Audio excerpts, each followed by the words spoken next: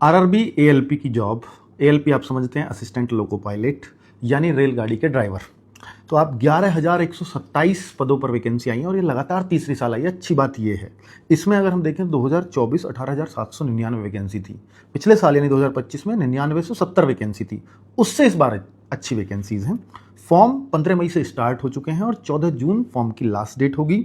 Level इसमें 2 रहेगा, यानी 19,900 बेसिक होती है, तो जो टोटल सैलरी बनती है वो 40,000 के आसपास बनती है। लेकिन इसमें इंसेंटिव बहुत ज़्यादा मिलता है, क्योंकि जब आप ट्रेन चलाते हैं तो ये नहीं देखते कि 8 घंटे की ड्यूटी 9 से 5 ट्रेन को बीच में छोड़ के तो आ नहीं सकते, तो फिर यहाँ इंसेंटिव घंटों के हिसाब से मिलता है। और बहुत सारे साथी इसमें बच्चे कहते हैं कि वही 90,000 से 1 लाख तक भी मंथली उनको इंसेंटिव के साथ मिल जाती है सैलरी। क्वालिफिकेशन है 10th पास और उसके साथ आईटीआई, क्योंकि टेक्निकल पोस्ट है तो यहां अप्रेंटिस भी चल जाएगी 10th के साथ। 10th तो पास होना ही चाहिए, या इंजीनियरिंग कर रखी हो आपने तो भी डिग्री भी वो चलती है, या डिप्लोमा कोई कर रखा हो इंजीनियरिंग का तो भी चलता है। तो ये इसकी योग्यता है। मेडिकल इसमें A1 चाहिए होता है। एज 18 से 30 साल है और 1 जुलाई 2026 को मांगी गई है। वहीं ओबीसी को 3 साल की छूट और SC ST को 5 साल की छूट है।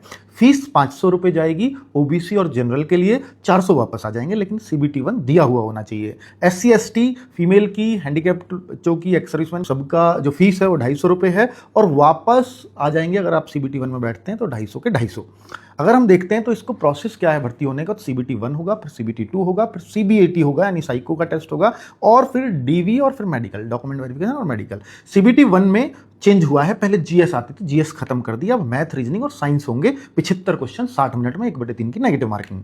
CBT2 के लिए 15 गुना बच्चों को पास किया जाएगा और यहां पर भी GS को खत्म कर दिया गया है। साइंस एंड इंजीनियरिंग रहेगा, मैथ्स रहेगा, रीजनिंग रहेगी, और यहां पर 8 गुने बच्चों को इसमें पास करके CBAT यानी साइको टेस्ट के लिए बुलाया जाता है। किसका 8 गुना? वैकेंसीज का 8 गुना। इसके बाद CBAT में अब तक होता था इसका 30 रेशो और CBT2 का लिया जाता था 70 रेशो। अब इसको नया जो चेंज हुआ है वो 50-50 कर दिया है, यानी दोनों का बराबर रोल है, CBT2 का भी और CBAT का भी।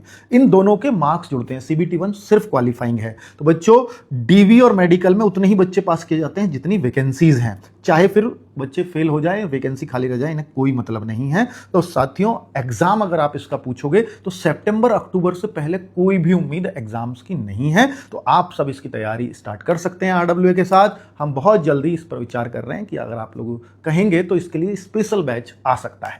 Thank you.